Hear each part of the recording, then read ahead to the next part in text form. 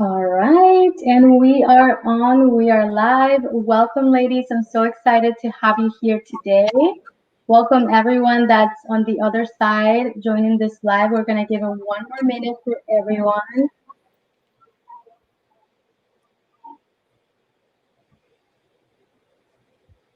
So, um, so yeah, we're gonna give it one more minute for people to join us. But if you're here, welcome. We're excited to have you here. Please let us know where you're joining us from. So make sure you write it in the comments and let us know what state you're in. I know that the speakers are all in different time zones pretty much, and we'll share more of that about that later. But I'm in California time, so it's still pretty early for me, dinner time. If you want to share where you are, the panelists want to share where you are and what time it is where you're at. I am in Florida and it is 9 o'clock. Yeah. And I'm in Tennessee, same as Lisa with the time. San Diego, dinner time, 6 There you o'clock. go. There you go. We're like East Coast and West Coast here coming together. All right, so welcome everyone. We're going to get started. And before we start, I'm going to introduce our amazing panelists that have dedicated their time, their night tonight to being with us and sharing their stories and empowering women. So I'm going to start by introducing our first panelist. Her name is Cordelia, and she's an attorney who's putting her Bachelor's of Science degree in psychology to good use. By day, she's still an attorney, and by night, she runs the Instagram Codependent Recovery and hosts a podcast called We Heal Together. We also have Lisa Alexander, who's the founder and executive director of Stand Up Survivor, Inc., a nonprofit organization created to educate and bring awareness of domestic violence. And last but not least, we have Becky, who has built a business through her own health journey, healing, and happiness journey. Her Instagram is Be Felice Fit. Welcome, ladies. Thank you so much for being with me. You have had so many accomplishments and really amazing stories. So I really want to dive in and hear from each one of you what you're doing right now. What's the work that you're putting out in the world? Because I think those little bios didn't do you any justice. So we're going to get started with Cordelia. If you want to share what you're doing right now. Yeah, awesome. So thanks for having me, Jessie. And shout out to these other awesome women who I loved hearing your accomplishments, by the way. I am, like you said, I'm an attorney by day still, but I run my Instagram. It's at Codependent Recovery. And then I also host a podcast, which is pretty much on every platform that you might listen to a podcast on. It's called We Heal Together. And then I just published a 98-page workbook for anybody going through a divorce or a breakup or something like that. It's called Let's Heal Together, the Breakup Edition, and it is available worldwide, print, ebook. So the main things I'm doing is I'm creating content that is, like you mentioned, I do have a bachelor's in psychology, so most of my content is based off my life experience, including my divorce that I have been going through has kind of sparked a lot of my passion in this. But a lot of my content is just based on helping people heal. And yeah, that's kind of where I'm coming from. Thank you for sharing that. How about you, Becky? You want to share what you're doing right now at the moment? What's up, everybody? Thank you, Jessie, for inviting me to be part of such a dope panel. I'm so excited to hear from everybody. A little bit about me. I basically am just building my empire around my current 9-to-5 job. So really was able to find my purpose through starting my own, I don't want to say fitness journey or weight loss journey because it's so much more than that. It's more of like finding my happiness, which is why I decided to name my Instagram, because you can't have one without the other. You can have the abs, you can have the amazing body, but if you don't have like a happy soul, I don't think anything is worth it. I don't think you'll ever be able to be in alignment and create a life of fulfillment, which is something that I've been learning about, mastering the art of fulfillment. So through my journey and through this road through, authenticity, I feel like I've been able to discover parts of myself that's, ever growing.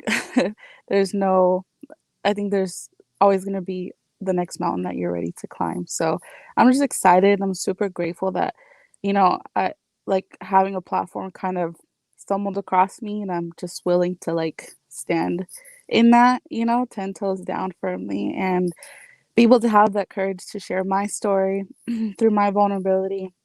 My story doesn't have to be yours, but um, you have enough strength to uh, master the art of, self-fulfillment as well. So that's pretty much what I'm doing right now, seeing where it takes me, building, networking, loving on people where they're at. And yeah, so that's pretty much the road that I'm on right now.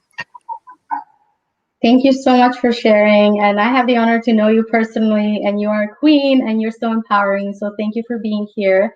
And now, Lisa, tell us what you're doing. Oh, I love that. Okay, first of all, that was also yummy and fun. I loved it. Jessie, thanks so much for having us on. I'm Lisa Alexander, founder and executive director of Stand Up Survivor, and we're a 501c3 nonprofit based in Orlando, Florida. So we work here with survivors of domestic violence, educating them, helping with prevention, helping them escape, domestic violence relationships. But also we have a global impact. We reach over 1.3 million people a month with domestic violence education, prevention, and awareness. We have, we work in Jamaica, we work in Africa, we work in, we're all over the world. We have advocates in different places throughout the United States. Our goal is to just ensure, people always say, if I could just help one person, and that just has never been my motto. I always feel like with 3 women dying a day in domestic violence, with the statistics being so extremely high, one is just never enough for me. The goal is to help, as a survivor myself, to help as many women and men as possible find their freedom, find their voice, and ultimately their safety. So that is, I get to do what I love every day. I have a gracious husband who allows me to do this full time because he sees the impact we're making. And so I'm excited to be here amongst this amazing panel. So thank you. Thank you so much, and how empowering to have someone in our lives, even of the opposite gender, that's supportive too. I have my fiance, and he's very supportive of FEMX. And if someone out there doesn't know about FEMX, we are a female empowerment movement and experiences, and I build online and offline spaces for women to thrive. And I have a fiance who's been really supportive too. And I have myself have come from a background where I have seen domestic violence. I have seen other forms of aggression towards women. So it's really good to be in this place now and be able to host and hold space for women. So now, I mean, you're obviously doing amazing things and you are incredible. And I would love to hear from you. What brought you onto this journey? What made you what about your background got you interested in doing the work that you're doing right now? And I'm going to start with Lisa this time, if you want to share. Yes. And so I met the love of my life when I was 19 years old in church. And so I thought, well, this is it. We got married when I was 23. And shortly after we got married, when I became pregnant with our daughter, it became physical. Like the abuse started before that, but it became physical when I became pregnant. And so I'm giving you like the really short, condensed version. But I experienced domestic violence. My parents have been married for 53 years. I've never seen abuse in my life. But when I was experiencing in my own marriage and home, I had no idea what it was. So I think that's why I'm really big on the education part. But so I had 2 children with him back to back. And so the violence just escalated. And I tell people this all the time, the violence continues to escalate. And it did. And I just knew that one day he was going to kill me, whether intentionally or unintentionally, he was going to kill me. So I knew that I didn't want to die, but I also knew I didn't want anybody else to raise my children. And for me, I was actually, so that's why I love doing stuff like this, Jessie, because I was watching a woman on a YouTube video one time, and she told her story about how she was enduring domestic violence. She got out and she had like this whole life after thing. And it was that night that I packed my children up and I left the note on the counter and I left, because just watching her on that screen tell me that I had hope and that there was life after abuse gave me the freedom to leave. And eventually I just found my voice. I went through counseling. I went through a domestic violence agency. I went back to school, got my bachelor's, my master's, my doctorate. And I just kept going to really focus on being the best that I can be, the exact opposite of who he had brainwashed me to believe that I was. And so seeing that, I just wanted to really help women find their voice. And that's why I do that. So I want to ask you, because obviously that was very brave for you to leave. When you were leaving, were you like scared? Because I know a lot of women are scared to leave, thinking that, you know, they could get killed, right? Like I was talking to another woman when I was planning this event, and she was sharing how her daughter unfortunately got killed because she had left her, you know, her boyfriend, abusive boyfriend, and then later on he just got jealous. He got mad when she got a new partner, and he hurt her. And that's not to say that women shouldn't leave, but my question is, you know, you saw the YouTuber, but also what did you do? What action did you take to make sure that you were safe after you left? Well, the truth of the matter is 70% of homicides that do happen is when a victim decides to leave. So it's extremely dangerous to leave. And so, you know, I don't want to just flip it and say, just leave. We never just tell people to just leave. You have to have a safety plan in place. But he had left that night and he wasn't home. There was no way he would have let me walk out the door. We got in an argument and he had left that night, and I was watching her trying to figure out what was my life. And that's when I saw the video. But it is extremely dangerous to leave. And even women who do everything that they should and leave, like that young woman you're talking about, still ended up dying. So it's just a very, very dangerous thing. And that's where the education, if we can tell people the red flags ahead of time, our goal is to try to eliminate that on the back end. Well, thank you for sharing that. And I definitely have a lot more questions for you, Lisa. But I'm going to ask Cordelia, what brought you to the work that you're doing right now? Muted. Sorry, I was muted. Well, first of all, Lisa, I loved hearing your story. I think that's so incredible. And I just love hearing somebody like come out thriving and so strong and just an amazing badass queen is all I'm going to say. So for me, it's really a combination of things. I mean, from an academic standpoint, I have a bachelor's of science in psychology, and in college, I was the vice president of psychology club. And then I went on to get my JD and became a lawyer. I became a prosecutor for a while in a major US city. And then actually my first job out of law school was a fellowship with a domestic violence nonprofit like Lisa's.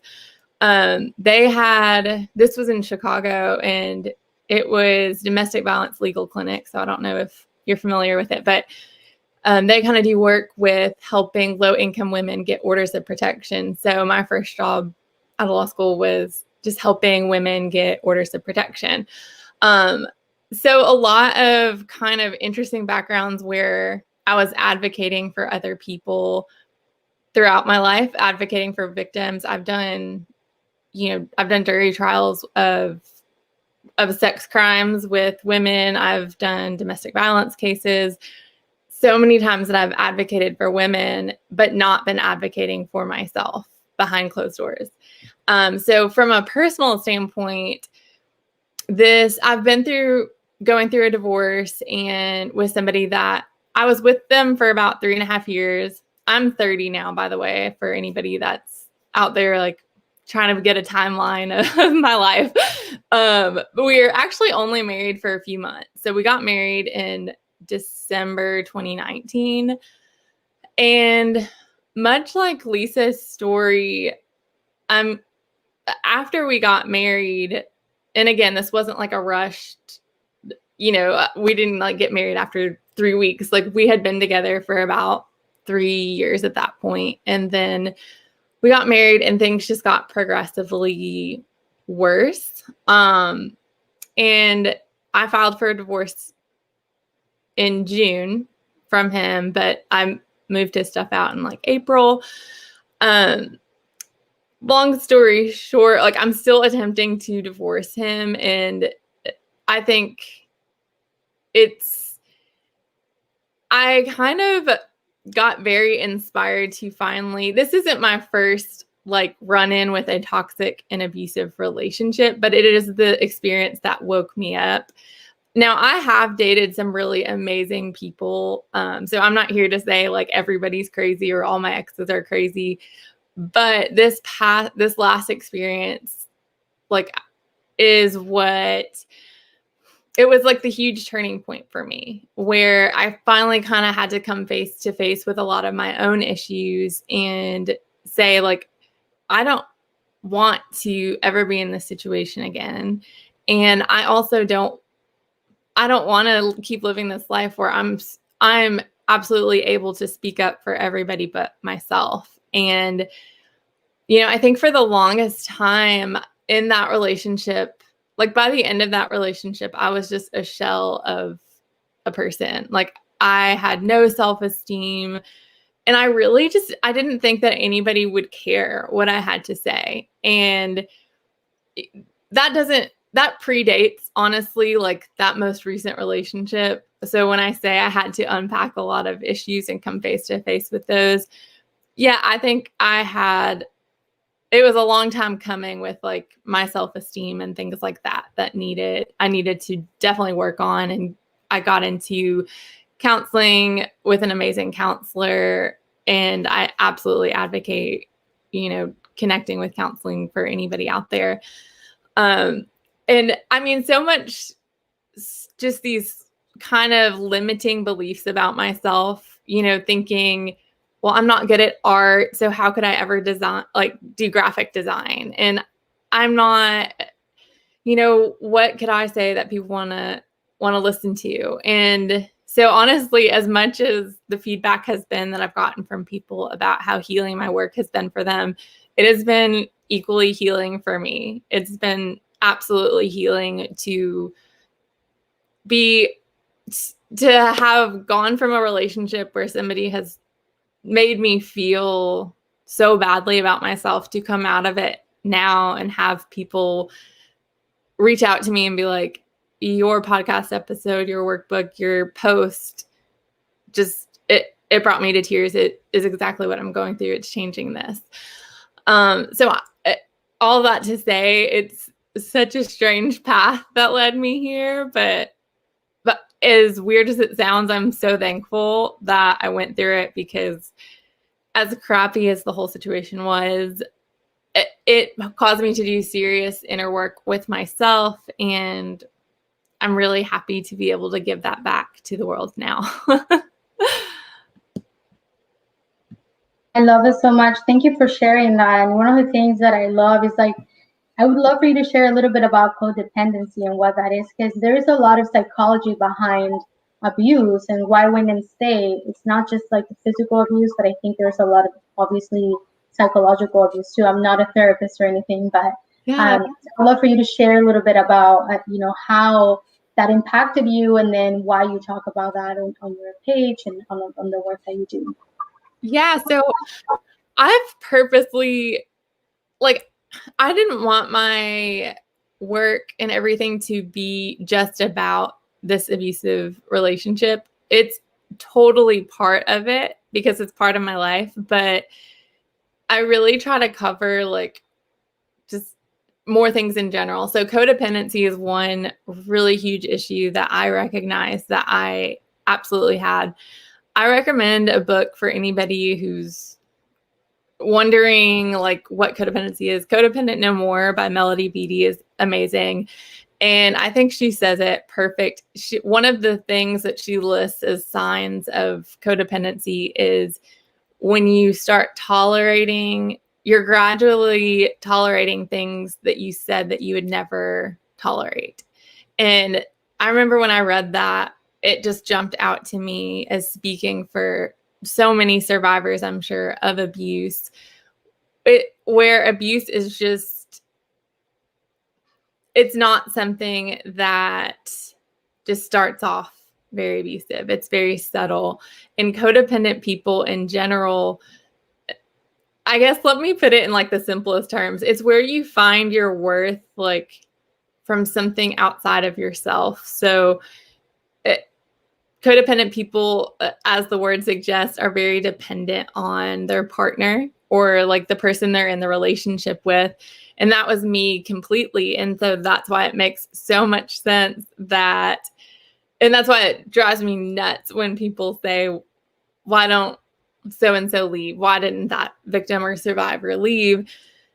And I mean, there's just so many issues. For me, I identified with codependency because I was very wrapped up with, I thought that if this person leaves, then I'm worthless. Like without this relationship status, I'm worthless. And I never really stopped to think about anything else. I never stopped to think about my needs, like, are my needs being met, which is a big sign of codependency. If you're just only caring about the other person's needs and what they want, and you're never worried about yourself. And it's really just you don't have a sense of self. You don't, and it's very easy to just basically give whatever to the other person. I think the highlight of this for me was at the end of our relationship, I went to counseling, and my counselor asked me, like, Cordelia, so what is it that this person could do? Like, what is your limit with this person? And I remember just thinking, like, what? Like, I'd never even thought about it. And that was a huge moment. And she said, well, what do you want to do? And I verbatim responded, well, I don't know. I haven't talked to him yet. And that was like, that to me is like the epitome of codependency. Like, I couldn't answer what I wanted, because I was like, wait a second. How would I know what I want unless I talk to this other person, and then he's going to tell me what I want? So that kind of probably is a long-winded, but basically, if you find yourself relying on, you're very invested with somebody and it's very tied up with your worth, and you've kind of lost yourself. And honestly, many survivors of abuse likely, I don't want to generalize and say everybody, but many survivors of abuse likely are able to identify with some codependency, which, again, I would definitely advocate going to a licensed counselor and, working that out. Thank you. Thank you for sharing that. Can you say the name of the book one more time? It is Codependent No More by Melody Beattie. Thank you. Becky, do you want to share with us what brought you on this journey and your experience has been? Yeah, for sure. Definitely, it's just kind of it's a new topic because I talk a lot about, self-love and just enjoying the process to whatever your journey of happiness looks like for you. So touching on like the roots of it all is very foreign to me. But I advocate all the time, you can't grow in your comfort zone. So I just want to commend everybody here for um, being vulnerable and sharing, your story, because it's still so wild to me to hear you guys talk, and it's like, that's just like something that was normal for us, and it shouldn't be normal at all. For me, I experienced domestic violence very early, growing up, just seeing it happen. So it took a lot of self-healing for me to be able to forgive both of my parents, and really humanize them, right? And I don't think any of that healing started until my adulthood, because I had, besides what I thought was normal, I had a pretty like great childhood. Like, I'm not even gonna lie. My mom actually left my dad in 2006. Um, and at that time, um, was I'm 9 years younger than all of my siblings. So, um, they were not in the house at the time. And this is just a defining moment in my life, which definitely ties into, why I started this journey. But So I remember specifically I was on the phone with my friend from school. We are doing homework, and my mom's screaming, and I already know what's going on. Like, it's just normal. So it was just so painful, because I definitely do like felt like I was treated as a child, right? I was about 6th grade, so 12 years old, give or take. And I just remember, like, that was the first time my mom was actually like very, very physically hurt, where like she was on the ground and her tailbone broke. So I just remember being so upset. Like, I was mad. Like, I was no longer a scared little girl. Like, I was just so mad. And I was just like, this is like some BS. Like, you need to leave. And I like physically pushed my dad out of the house. And I was such a big daddy's girl, you know. So it was just, I knew it was that time I had to turn that part of myself on, like as an adult. And I think like at that moment I grew up. Like that was, I just like my childhood was gone. Um, so like making that decision, you know, I'm calling the cops, get out, leave, you know, protecting him at the same time because he was not supposed to be here as an immigrant. So I yeah, I think at that moment I definitely grew up. And it was at that moment, like I grew up, but I also gained freedom. I remember me and my mom, like I definitely got a different version of my mom than my siblings did. She was so happy, you know, she had finally left my dad, finally filed for divorce after like 26 years. And that was just the breaking point, you know. And I lived a pretty normal, like young adulthood or teenage years. Like I was in a bunch of extracurricular activities. I got class clown, eighth grade. I got prom queen. Like I was like, you know, chubby, but like I was prom queen, holla, you know. Like I had a lot of friends. I just dove myself into things that made me happy, right? And then it wasn't until college where I kind of reconnected back with my dad because he was living in Tacoma, Washington, and he moved back to Central California. And just began developing a relationship with him again. And this all ties into, you know, why I'm doing this, because it wasn't until my college years where I realized like all the trauma I had, because it was just so swept under the rug from that defining moment where I had to grow up. And I just swept it all under the rug. And it wasn't until like I was like, why am I not excelling? Like I'm not in my normal like group. I'm not in high school anymore. I'm smart. Like why? Like I would literally find myself like just being so unkind. You know, I gained like 50 pounds freshman year, and it just kept going the more and more. Like in high school, I was that straight edge girl. Like I did not want to be out of control. I didn't want to be out of my like own body. So I didn't drink. I didn't do drugs. I haven't smoked cigarette to this day. Like I just didn't want to, you know, repeat that cycle. But through that, I, you know, found comfort in other things, which was like food and, you know, codependency. You know, straight out of high school, I got into my very first relationship. I was with him for 6 years, and he was great, you know, but it was just, you know, the season of my life and where I didn't really value myself. So I just completely settled for somebody that I was not compatible with.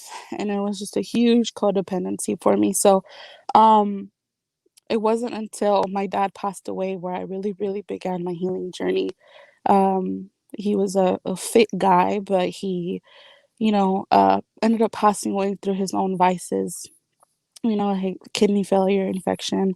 Um, so it's been wild. Like there's a lot of ups and downs in this journey, but really I decided to turn that pain into feel like, well, like I'm just tired. Like I'm almost 400 pounds. Like I couldn't fit in this damn roller coaster at Great America. It was just so humiliating, and it just felt like, you know, I am completely out of control. Like I just felt like my cards were dealt for me, and it wasn't until I found something that really worked that I just decided to stick to. And you know, I lost 19 pounds my first month. People were asking questions, and I've been able to develop a business out of it and helping others. And I remember there's uh the very beginning I was very doubtful of like, is this something that I can really do? Because I'm still like not at an after picture. I'm still like going through all this stuff. Like it's still really hard for me. What like what am I doing? Like nobody wants like, you know, somebody like they want a fit coach. You know what? I don't see coaches that look like me. You know what I'm saying? So I just had so much passion and drive. I just didn't know what to do with it because I was just so in my own way. Um, and I remember somebody reached out to me on social media because I was just growing that by sharing my journey and just trying to be as transparent as possible. And she said that she was thinking about going with a different coach, but I had just shared my weight for the first time. And she said, we actually we're the exact same weight. So I actually was wondering if you would be my coach. Like, I've been like looking for trainers all over, and I just feel like I can relate to you more. And like, I just remember bawling. Like, I just felt like it was a confirmation from the Lord, from Buddha, from everybody. Everybody was telling me, "Girl, stop playing with your life. Like, this is what you're meant to do. You're meant to help other people feel good by being just you. Just do it." So, um, like I said, it's pretty heavy, but like, my story doesn't have to be your story. Like, everybody deals with pain and grief in different, levels. It rains on the rich and the poor. So I'm just here to like help people um be at peace with what they don't have control over, so that way they can walk into the next season of their life confident, and just not being attached to anything, but being connected to everything, being connected to who you are, what your purpose is, what your why is. So yeah, thank you for listening. Thank you so much for sharing that story and being vulnerable, all of you. I do want to ask you, Becky, you mentioned, you were daddy's little girl and you've shared that story before. And I want you to expand a little more on that because I think it's not black and white. Like you can love the person, the abuser, right? And I think most often that's the case where you really love that person, you really care about that person. In your case, that's your dad. So you still saw him as a dad and you had that love for him, and you were the baby, right, in the house. And then also you had this person that was obviously causing pain. So I would love for you to share a little more about that, and how that felt, and when you finally stood up to him, did you feel did you feel any guilt? Did you feel anything that this is my dad? I would love to hear more about that. Yeah, definitely. And to be quite honest, I'm still learning. Um, I don't think I forgave him until like after he passed away.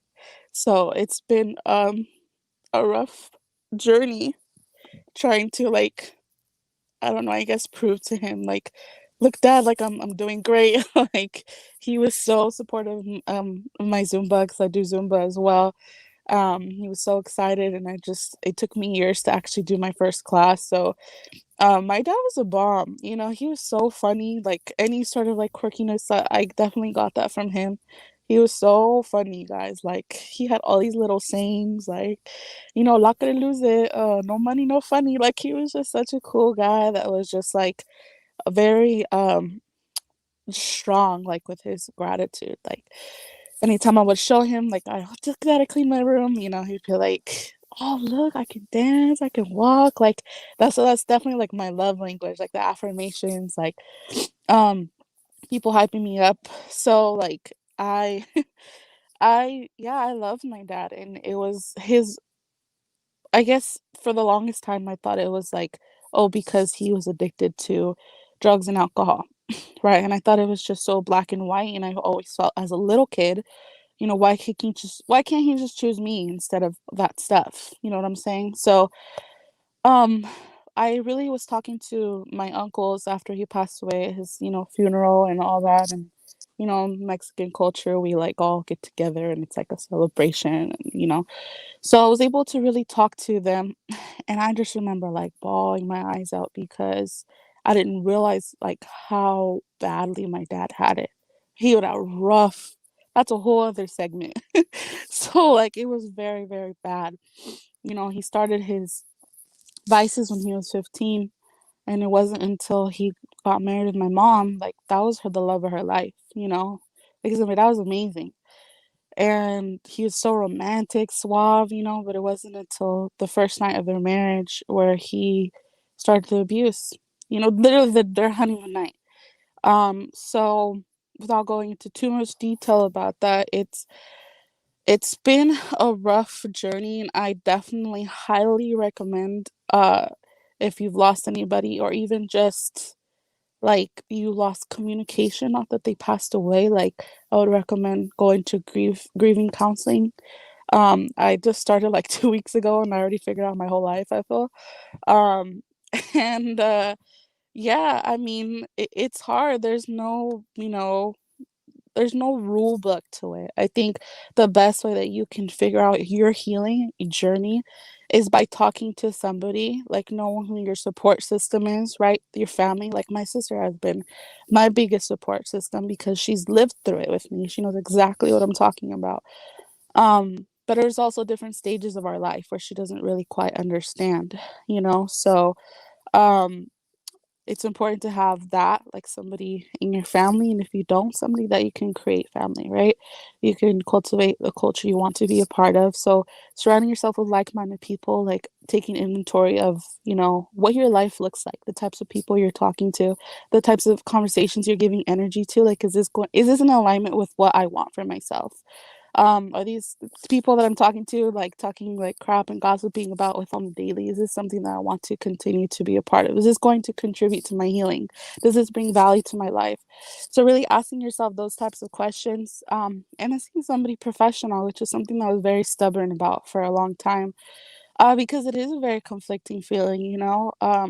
Like I said, I loved my dad and he was amazing, but it wasn't until he passed away where I really began to humanize him and see him for just the person that did the best that he could with what he had. He, you know, he gave me so many gifts that I can put in my toolbox, so many tools on what I can apply to life. And he also showed me a version that I didn't want for myself. Right. So it's all about leaning into everything with gratitude, and accepting things because I wanted things to look a certain way for my life and my family for so long that I just became so codependent on other people's families and, you know, just constantly comparing myself to what a family should look like when everybody has crazy family. It's just true. We're all messed up. So the best way that you can, you know, continue to heal if you're going through the same thing is by realizing that, you know, everybody is going through something. So stop putting so much pressure on what, you know, normal should look like. Normal should be just you healing, you loving, you making sure that you're doing things that, you know, fulfill you and make you happy. Um and just like I said, being kinder to yourself and forgiving yourself because I did hold a lot of burden on myself for not giving him not forgiving him sooner. But that's just my timeline. That's just, you know, the way was meant to happen for me. And the sooner that I let go of all those expectations, you know, the sooner that I can heal, you know, the sooner I can be at peace with what's happened and know how I can move forward, you know, because the more that we allow ourselves to let go and to release of all of these negative emotions and release all of this guilt, it's just extra weight we don't need to carry, and it's extra space that's being taken up in our hearts when uh we can be making room for so much more. We can be making room for abundance. We could be making room for what's meant to be there. So as hard as it is to let go, I know you want to hold on to all these grudges and but she did this, but she did that. Like, your past is not your fault. So realizing that first and knowing that your future is your responsibility, right? Because I know exactly what I don't want my family to look like. I know exactly what patterns to look for. I know what, you know, I have expectations, right, in what I want in a relationship. So all of these things and all these experiences have definitely shaped me in my decision making process as an adult. So, yeah. Thank you for sharing that, for opening up. Lisa, I wanted to ask you about the red flags because you all mentioned that it's not like straightforward, someone's gonna come and slap you kind of thing, right? You're kind of rude into it, and I'm sure there are some red flags that these people share in comments. So I would love for you to share out of your experience, what are some of the red flags or things that we can look for so that we don't end up dating someone like that? Because you even said like it didn't happen until you got married, but I'm sure that you had some red flags before that. So if you want to share a little bit about that, please. Sure. So yeah, the physical definitely didn't start until we got married, but it started out with him showing up at my job, not wanting me to go out with specific people. Even if the job had a party, he didn't want me to go, controlling places I went, the way that I dressed. letting me know who wasn't for me. So these are just basic red flags. Isolation is another big one. You know, your family, I don't really like the way they treat you. You know, we really should just focus on us, or why don't we just move out of town and just restart over together, you know, just really focus on our family by ourselves. Run away. There's just some different instances where red flags are really important. And again, one of the most amazing things that I believe that we all women have is our gut feeling. And sometimes we don't really trust our gut. And we really, really should trust our gut. I remember in the beginning of we were dating, and he had locked me in the room to call his mom, because I was kind of feeling like something wasn't right. But he locked me in the room to call his mom and tell her how much I love her. Tell her how much I love her. And I thought, well, this is crazy. This is actually pretty insane. I've never experienced anything like this in my life, but I was young. I was 19. And I was thinking he just really loved me. But there was times when I'd come home to my apartment and he'd be parked across the pond. And I'm thinking, wow, he really wanted to see me. I mean, so I think these are little things we often teach, especially, you know, like young girls and things like that. Well, you know, they just really like you. I remember when I was training out of middle school, they check my text before I do. They check my emails. They check my messenger. All of that stuff are big red flags in a relationship. And they're just not normal, and they're not healthy. And I think if we start teaching young people that those things are not okay, that they may be able to start making different choices moving forward. So when people see these red flags, I'm sure, especially if it's someone that you care about, you could be like, well, I don't think that's the case in my relationship, right? Like maybe that's just like a little personality flaw or something like that. What would you say to a woman that feels that way or that isn't sure? Well, I kind of love what Cordelia said when she says, when you start saying okay to things like you wouldn't have said okay to before, or accepting things that you wouldn't have accepted before. Like I knew, like my ex-husband, he grew up watching his father beat his mother. And so I thought, well, and he said he would never, like he just hated it so much. He grew up in this home. He didn't want to repeat the cycle. But then I realized he was doing exactly what he said he wasn't going to do, and repeat the cycle. And having a son, I decided I had to break that cycle for my own son. And so, sorry, I kind of wandered, but going back to your question, just trust yourself. We know, and don't allow. So say, for an example, you get in a relationship and they're like, oh, all my exes are crazy. Look, so what happened with your last relationship? Oh, they're crazy. Trust me. They're nuts. Every ex is not crazy. All of their relationships didn't end bad because they were so wonderful. I mean, talk to a friend, and maybe if you have that person that you really, hey, Jessie, I'm talking to John and he said this, and let Jessie tell you the truth. Don't disregard what the closest friends and family members are telling you, because they can see things that we can't. I remember my mom asked me, she goes, is he hitting you? And I said, oh my gosh, Mom, seriously, stop. And of course he was beating me down, but I said no, because I thought to myself, if I say yes to her, what is she going to say? She's going to want me to leave him, and I'm not going to do that. I love him. And so just trust, have people around you, have accountability partners, have someone you could say, hey, this happened. What do you think about this? You know, so wanting to know where you are all the time, checking your phone. Hey, I called you. Why you didn't call me back? I texted you. Why didn't you text me back? Though it's too much. It's too much. Those are big, big red flags.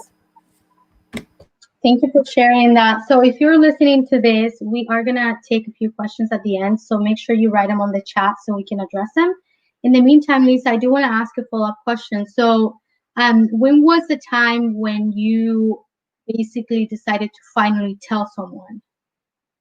And what changed, right? How did you go from like not sharing to finally telling someone and opening up? If you don't mind sharing. Oh, no, I'm an open book. I don't mind sharing. So what I did was I started calling the hotline shelter. I started Googling like pain, divorce, like abuse. I didn't know what it was. So I would call the local shelter. I'd ask a couple questions and I'd hang up. I literally just wanted someone to tell me that what I was experiencing wasn't normal and that I wasn't crazy. And that was a really, really big thing for me. This is not normal and I am not crazy.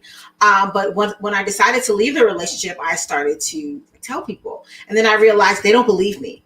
And I just want to encourage anybody who's like listening, they don't have to believe you for it to be your truth. You sit in your truth, you walk in your truth, and you tell your truth anyway. And I realized that's how Stand Up Survivor started, was because I started talking about my story. And the next thing I know, family members and friends are saying, me too. This happened to me too. And then I realized that if I use my voice, I'm empowering them to use their voice. And then it just became a whole movement thing. And so I ended up starting an organization from it. But realizing that if I spoke, if I became vulnerable, if I was willing to walk through the pain of the embarrassment and the shame that I felt, that I was able to help someone get to the other side, then it was worth every second, and it continues to be worth it every day. Thank you for sharing. So right now during COVID and the quarantine time, we've definitely seen a spike in domestic violence and, you know, just people spending more time in the house. It just opens up more opportunities for, you know, people getting angry at each other and, you know, hurting others. And so, Cordelia, I wanted to ask you, are there any resources that you know of like someone going through this, or even as a friend, how can someone, because kind of like what Lisa said, the victim sometimes doesn't really share with their family or loved ones. So are there any ways that a friend can kind of pick up on some red flags or something to at least to start asking the questions? Yeah. So, well, first, I guess I'll address the friend thing first, and then I'll tell you some resources as well. So, and let me go ahead and pull up, I'm going to put in the comments I actually made it's a PDF with clickable links on it, and it is for like all kinds of organizations. So I'll put it, after I'm done talking, I'll put it in the comments so people can have it and just have it on hand. If you have a friend or family member that is in an abusive relationship and you're wondering, you know, how do I best help this person? The thing I always tell people, number one, don't tell them to leave. Like, I know that sounds counterintuitive, but first of all, it's just going to isolate them further. Like, you don't want to be the person saying it. I'm not saying that like when they come to you and they're like, hey, I want to leave, that you don't advocate for them. I'm saying that when the person opens up to you originally, you want to be a safe space. And if they're not going to come to you anymore if you're like, no, just stop talking. Like, why are you with this person? And also, if the abuser finds out that you are telling them, hey, Cordelia, you need to leave this person, guess who's going to be the first person cut out? You. Like, that abuser is going to be like, you don't need to hang out with this person anymore. So I'm saying be strategic. Be there for your friend or family member, even if they stay with the person, which can be the most frustrating thing in the world. So my second tip would be being patient and being supportive. Like, focus on them, focus on your friend that is being abused rather than the abusive partner. Like, listen, support them. And it is so hard. I know it is so hard because my own friends and family have told me, you know, after the fact, that it is so incredibly hard.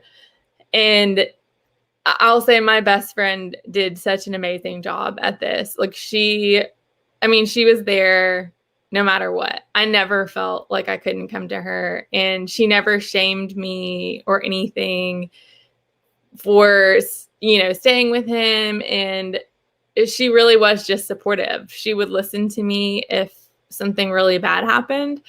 And then when the moments that I needed empowerment, where I was like, you know what, you're right, I am going to do something. And those moments, she like tuned in, and she was able to kind of lean in with me when I had the ideas myself, if that makes sense. But so just trying to acknowledge their feelings and respect their decisions, and encourage them to seek out counseling, you know, connect them with resources. And like I said, I'm going to put a link in the chat that you guys can all have. And that way you have on hand the next time that you are in a situation like this. And even if this is completely foreign and you're like, I have no idea, I've never been abused, how am I going to direct somebody there? That way you have some resources. And the biggest tip, I think, is to take care of yourself, because it's emotionally exhausting. Even if you are not the survivor yourself, if that survivor is your friend, it's your sister, your brother, you love that person, it's exhausting. Like, you're going to lose sleep yourself. You're going to be sick to your stomach worrying about them. And the thing is, it takes a survivor of domestic violence, the average is about 7 times to leave an abusive relationship. I say that number because this isn't a quick process. You're not just going to like, okay, 2 girls nights and then we're done. No, like this is going to be a long process, and you're going to be kind of annoyed sometimes with your friend. Like she's going to call you or he's going to call you and say, oh, we got back together. And statistically, it might happen to you 7 times. You might get that phone call 7 times of, no, we got back together. So you really need to take care of yourself, because stamina matters. Like if you want to be there for your friend, you need to take care of yourself. You need to be able, it's okay for you to take a break as well. It's okay for you to kind of take a breather, as long as you're in, like, the stamina is what counts here. I'm going to put the link right now for these resources. So the first resource, and this takes you to a PDF with links on it. So the name of the PDF, I called it Cordelia's List for People Who Need Help but Don't Know Where to Start. So in the top left, there's domestic violence. That's the domestic violence hotline. It has the number. And then there's also a list of the U.S. domestic violence organizations. I put a list for international survivors, a link for the Stalking Resource Center. Then there's a whole section on sexual assault, a whole section of online attacks. So if you are if your ex is like distributing pictures or videos that you guys took together or that you took and sent to your ex about, like, you know, nudes or a sex, whatever, like if there's revenge porn out there, there's a section for you here to get help. There's housing help. A really good link here is a domestic violence shelter for anybody that's, you know, needing that. Legal resources, there's a whole section here on, you know, just free or low cost legal resources. U.S. immigrants, so helping victims that maybe, you know, aren't technically a citizen at this time. Citizens crisis, there's so many different links. So this is a really good resource for you to have. And I'm also going to put a link here. This next PDF is with counselors. So I had so many people reach out. That is why I created this PDF here, where they were like, Cordelia, I really want to get a counselor, but I don't have the money.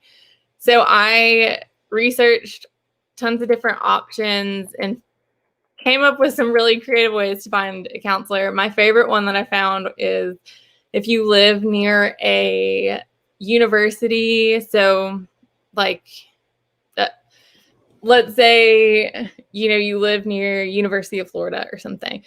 You can call University of Florida's psychology department, ask if they have if their PhD students offer a doctoral clinic. And so those are going to be people who are training to get their PhD under supervision of actual psychologists. And some places that I researched and found out, they offer like $5 a session. So you can literally go get counseling and it's only $5. So that is a really amazing resource especially a lot of survivors of domestic violence, like finance is a really big issue. Like people might be freaking out. Like, I don't have the resources to afford counseling.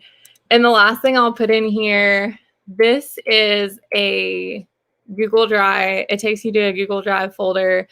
You can download any of this, and each one has different folders, PDFs. So I put like documenting abuse. If you click on that, you can download it, and it's just tips on how to document abuse. If you click on financial tips for leaving abusive relationships, you can click there. Red flags and warning signs. So I put a sample document in there.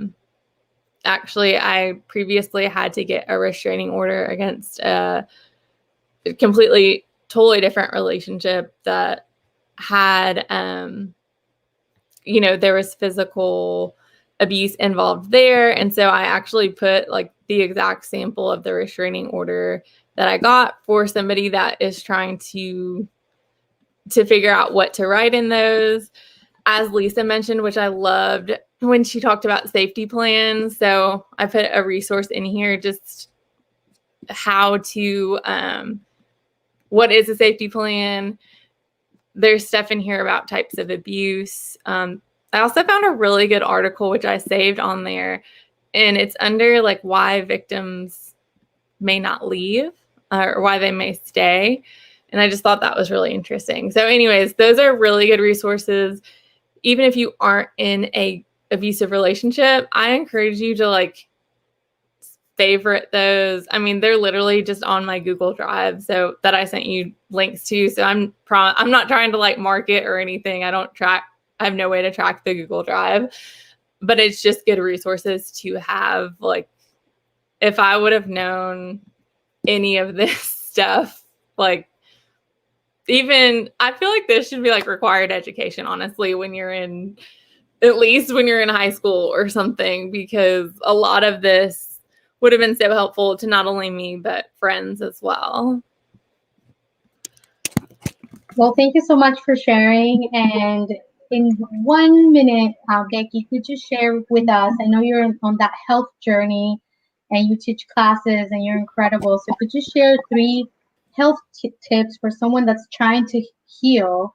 Because I know that working out and eating healthy and all these things can help too. So if someone's trying to heal and has just gotten out of an abusive relationship, what are 3 things that you could recommend for them to start that healing process?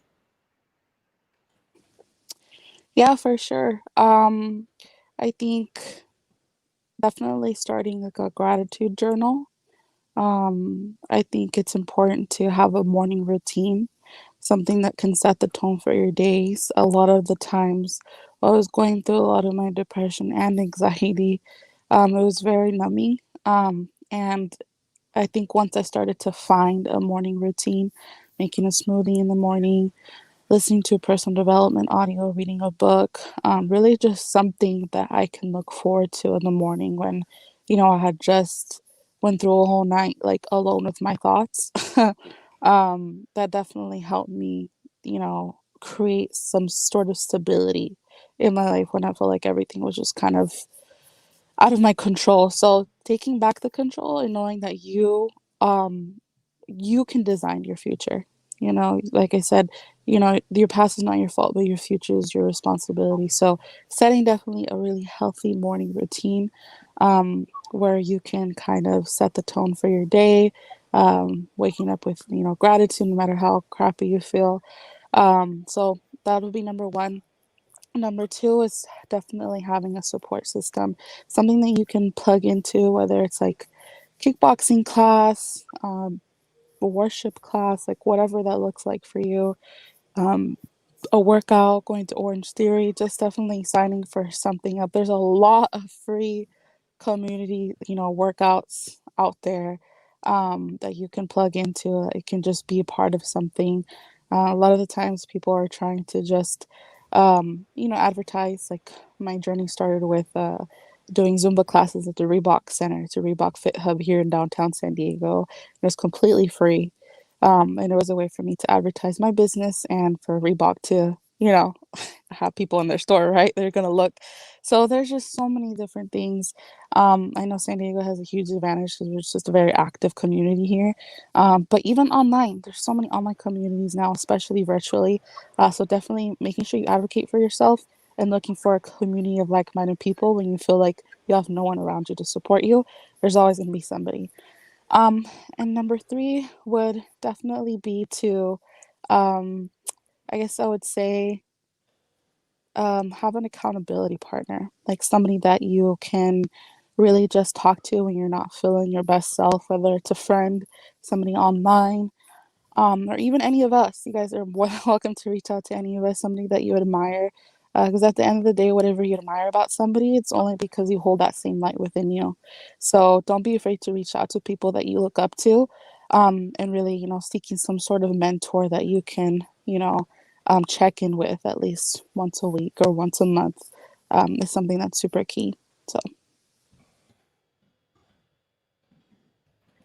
Thank you. We might go a couple minutes over, but we're almost done. So I'm just going to let Lisa answer this question by Alex. It says, I have a sister in an abusive marriage, and it's been many years. How would you suggest approaching her with help and resources? Okay, so there's a few things I would say about that.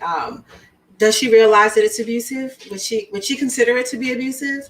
I think that's the biggest thing, because we on the outside may look in and think that it's abusive.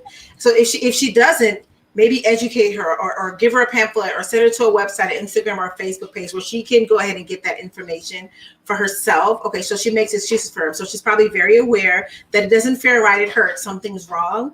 And so I will do the same thing. Listen to her, tell her, like, love on her, encourage her, that tell her she doesn't deserve to be treated like this. There is life outside of this. You were created to live in that space like that, to live in that kind of pain all the time. Let her know that that's not the only, depending on, especially if they've been in a marriage for a long time, it may be her first marriage or the person she's been with for the longest time, and this is the thing about domestic violence. They've chipped away at your self-esteem. They brainwashed you to believe your worth is nothing, that you are who they say you are. And so she probably just doesn't believe enough about herself, her quality of self-worth and self-esteem. And so I would encourage you to continue just to start building. Hey, you look beautiful. Hey, let's go out and get something to eat. Let's spend some time together. Send her over to some of the pages or some of the resources that Cordelia has. Send her over to Stand Up Survivor so she can start to see, oh, wait a minute. Oh, this isn't normal. Oh, I shouldn't be treated like this. Oh, you mean you were treated like this for 20 years and now you're out of the relationship and you're happy and living a thriving life? The thing is, people don't know that there's life outside of what they're living. And so they're afraid to take that step. Because sometimes if we don't know there's something good on the other side, we won't do it. So I would just see, she's been with him for over 20 years. If it's like Stockholm syndrome, they call it like a trauma bond. She's bonded with him through the trauma that she's endured within her relationship. And so it's going to take time to pull her away from that. I'm telling you, you're not going to walk in there tomorrow and be able to save her. But you can slowly begin to help her rebuild her self-esteem, connect her with the people that she can talk to, and that can start to train her mind in the honest truths about who she is. And unfortunately, and I think Becky shared a little bit about that with her own personal family story, is that having the relationship been going on for so long, sometimes it's just the way that life is. So it's kind of showing her that there's life outside of what she's living. Do not give up on her. Continue to support her, and just give her resources, and hopefully she'll find the strength to leave one day. And again, maybe she's staying for children. Maybe she's staying for finances. Maybe she needs to find a job. Hey, we're hiring over here at this store. Maybe you can come work a few hours. Maybe, hey, take a couple classes so you can get your certificate, to help her get her self-worth and self-independence back. So if they have kids, maybe they're under age 18. What if she does leave tomorrow? Where is she going to go? How is she going to support them? So anyway, so that's some of the answers. Thank you so much. Thank you. I got to say that, I want to ask Cordelia just quickly, if you could tell me, since you also have that law background, is it ethical and is it recommended or moral to speak up for someone else? Like if, someone's in an abusive relationship where they could be in danger, should the family report that? Should someone call the police if that person is not? Or is that kind of crossing that kind of moral boundary of like, that's their choice to make? Yeah, so I guess personally, and from my experience when I previously was a prosecutor, I would say I would not report it, because for several reasons. Let me talk first just from like a prosecutor perspective. If you report it and like the victim is not, like, they have no interest in it, and that's not a case that is going to be able to be prosecuted anyways, because basically the person will likely either just say it never happened, and then they'll just be pissed at you for reporting it. And as a prosecutor, they won't be able to prove the case because you won't have a witness to establish that. And so just for many reasons, from a legal standpoint, it won't get you anywhere. And then you will likely just further isolate yourself from this person. And then they're going to bond more to the abuser because that's just kind of how that tends to work. And I mean, not even just like with abuse, just all across life. That is something that I have learned the hard way. And I think that many survivors probably identify with this. You really can't change somebody. I think so many survivors out there probably have tried to change their abuser at some point. I know that I was constantly, in my mind, I was constantly trying to get back what we had, quote unquote, in the beginning. In reality, that was like love bombing, and just that wasn't reality. But I absolutely thought that, I was fighting for something in the past, and then I was fighting for something in the future. Like if he could just change these things, then we would be perfect. If X and Y could change, then everything would be great. And so I say all that to tie it in with your question about, should you recommend that somebody, call or call you out on being abusive? I'm not going to change, even for me, myself. I'm not going to change. I'm not going to walk away from a relationship unless I think myself, like Lisa said, when she finally took those steps and left, something within her had changed and prompted her to be like, she watched the video and she was inspired to be like, this is it. Like, I've got to go. And for me, when I finally realized it was time to change, it wasn't from anybody else telling me, like, you need to leave. I'm going to call the cops. I'm going to do this. I would say, like I mentioned earlier, empathy and support from my loved ones. I think that did help me be able to feel supported in leaving. But when I left, it was only because I finally realized, you know what, this isn't okay. And I actually think that I deserve better, and I deserve so much more than this. And I'm pretty sure, like, whatever is out there for me in this world is going to be so much better than feeling like this every single day. And so I think what Lisa has said about arming yourself with resources and information to better support your friends is going to be such a better device than, I don't know if we have Brene Brown fans out there, but she always says, like, shame is not a tool for change. So shaming somebody, saying things like, why would you stay with somebody like that? Like, oh my God, we're talking about him again. Oh, here we go. Like, anything like that isn't going to help somebody to leave. What will help somebody to leave is to listen to them, to remind them how much you love them, how amazing they are, all the amazing things that they deserve out there. And, when they are connecting the dots, being that listening ear and really affirming and validating what they're saying. Like, if your friend calls you and it's like, he hit me, instead of being like, well, why are you call the police? Well, I'm not going to do this. Be that ear to be like, I'm so sorry you're going through this. Like, that breaks my heart. What can I do? How can I support you? I love you. And I'm so glad that you thought that you could come to me. And I'm so glad that I'm honored that you shared this with me. And instead of shame, open your heart up. And I guarantee you that's going to help your friend leave a lot quicker. I have something super quick to add to both of you ladies. Just coming from an outer perspective, as the child of domestic abuse, you know what I'm saying? And just my mom, it took her 26 years. So this is back to like Alex's comment or question. That was a different time. And also culturally, my mom did tell her parents, my grandparents, what was going on. It was just very my grandparents were amazing, innocent, hardworking people. They didn't know any better. They just said, "Well, mija, that's your husband. You're an adult. You just go be a wife." So my mom had literally nothing. You know what I'm saying? So we have to really take those moments for what they were. I know that we live in a completely different time now, and something as simple as that extra support of like, Cordelia was saying, you know what, how can I, let's go grab some coffee, like networking and just kind of like it's something that people talk about so openly now. You never know who you're going to talk to. I remember my first yoga class ever was outdoors, and I just was crying because, like, the way the yoga instructor was speaking, like, surrender yourself to your traumas. I was like, what the hell?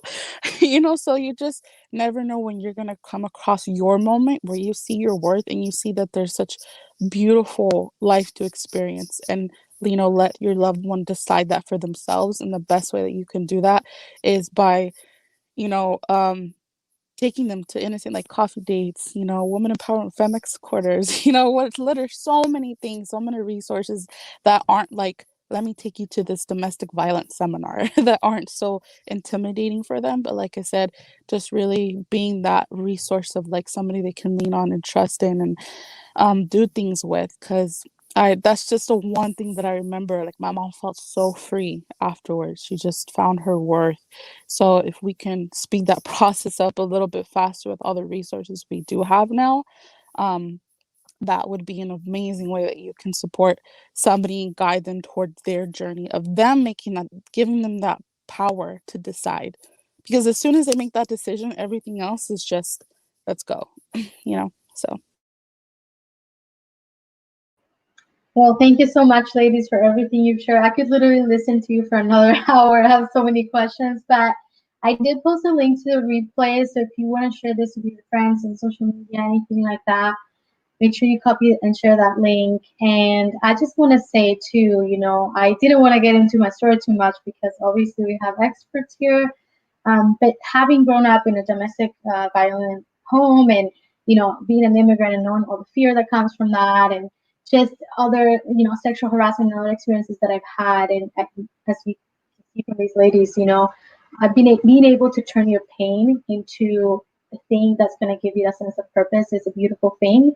And so the reason that we're doing what we're doing and all of us is because we kind of were able to see that pain. And I know it's hard. And there are times when we obviously have cried and, we've been in tough situations. But at the same time, it's given me a sense of direction. And it's given me the clarity to say, this is what I want to do with my life. And this is how I want to make an impact. And this is how I want to help others. So if you are going through tough times, whatever it may be, or someone that is, have that confidence and that trust that you can turn that pain into something beautiful. And it starts kind of like alluding to all what you all said is it starts with that inner work. It starts knowing who you are, your self-worth, working on yourself. We cannot change anyone else, but what we can do is we can become the best version of ourselves, and then we can make an impact by default, which you're just going to influence or impact or inspire other people to also get on their journey, hopefully. So thank you so much for everyone for being here. Make sure you share. And thank you, ladies, so much. Besos. I really appreciate you. Thank you. Bye, everyone. I'm going to end this live now.